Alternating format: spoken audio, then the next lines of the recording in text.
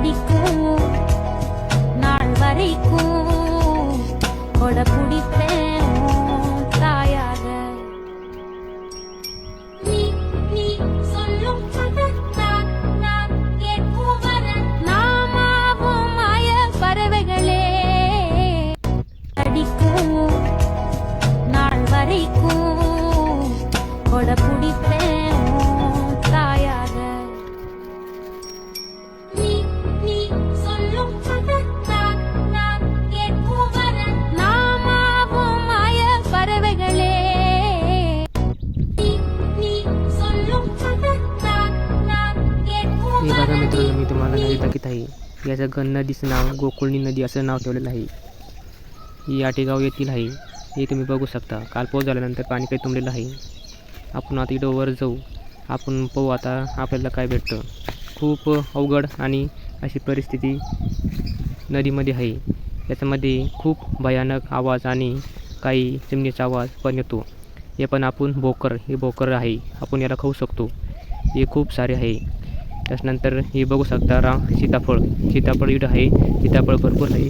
नंतर आपण भरपूर सीताफळाकडे आपण जाऊया. हे बघा पाणी तुंबलेलं आहे.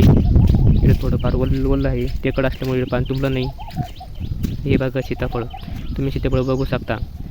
हे सीताफळ हिवाळ्यामध्ये येतात. हिवाळ्यामध्ये शेवटच्या महिन्यात म्हणजे नोव्हेंबर डिसेंबर येतात.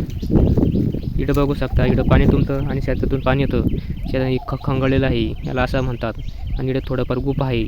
आपण गुफामध्ये बघू शकतो. इकडं इथं जांभूळ पण आहे, पण नाही पाणी पण राहतात जाऊ शकत. पण इकडं दिवसात आपण जात आहे म्हणून आपल्याला काही ते काही सापडणार नाही. इथं भयानक परिस्थिती आणि आज सीताफळ. इथे चिमण्याचा आवाज भरपूर आहे. कबुतरी मोरे असे भरपूर चिमणे आहे. इथं गड्डा असल्यामुळे भरपूर पाणी तुंबलं.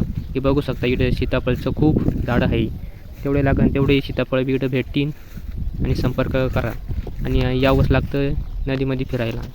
तुम्ही खूप फिरले असाल डोंगरात इकडं तिकडं, पण असं नदीमध्ये पाण्यामध्ये आणि पोहणं इकडं गडू पाणी असल्यामुळे इकडं पोहता येणार नाही.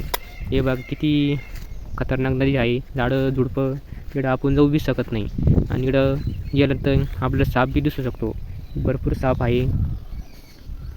हे वाळलेलं सीताफळ आहे. इकडे तसंच अटकून बसलेलं आहे, कारण की तिकडे चिमण्या खातात. नंतर आपण आता पुढे जाऊ. इकडे भरपूर सीताफळ आहे. काटेरी झुडपं आहे. खूप सारं आपल्याला बघायला भेटेल. त्याच्यानंतर हे लोखंडीचं झाड, हे पांढरं रंगाचं राहतं. हे तुम्हाला तर माहितीच आहे. इकडे असं भयानक परिस्थिती आणि खूप अमेझॉन जंगलासारखं आपण झाडं बघू शकतो. आणि वेगवेगळे झाडं आपण असं बघू शकतो. ते तुम्ही झाडं बघितलं नसेल ते आपण नदीमध्ये बघू शकतो. हे रानतुळस आयुर्वेदिकमध्ये खूप उपयोग पडते. आपण आता थोडं पाणी बघूया आणि निसर्ग बघूया. हे पहा, अमेझॉन जंगलासारखं तुम्हाला हे सुंदर असे झाडं दिसत आहे. आणि इकडं सीताफळ, तुम्ही तेवढंच लागेल तेवढं सीताफळ इकडं बघू शकता. आता आपण टेकडीवर जाऊया. आपण टेकडीवर आपण सारे झाडं इकडं बघू शकतो. इकडं वल्ल असल्यानं आपण इकडं सटकू शकतो. आता ही घाणेरी आपण घाणेरी बघू शकता. इकडं खूप फुलं आहे.